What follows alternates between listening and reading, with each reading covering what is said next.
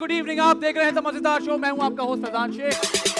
मतलब पूछने की बात है, मैं प्यारी हूँ ऑब्वियसली। प्यारी व्यारी हाँ। यार, माशाल्लाह खूबसूरत है। मैं दिखता सही नहीं है यार, तू इतना पतला किसी ने नशे की दवाई दी थी एडमिट कराने से पहले। इतने सवाल मत पूछे ना अच्छा, आप प्लीज। ये दोनों जब ऐसी बातें करते हैं तो मुझे थोड़ा सा डर लगता है। सुने होता है ना फज्जिल्लु जो करते हैं, मुझे वो करना नहीं आता। उल्लू लुल्लू को कुत्ते का बच्चा थोड़ी इंसानों की तरह बात कर। मेरा बेटा कहाँ गया था?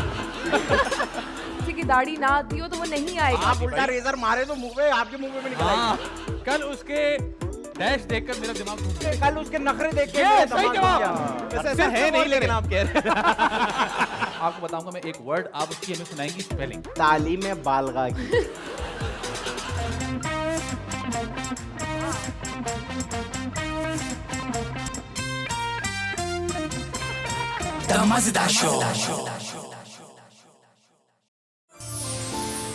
देखिए दी मजेदार शो जुमा और हफ्ते की रात 9 बजे सिर्फ टीवी वन पर। आपसे रिश्ता है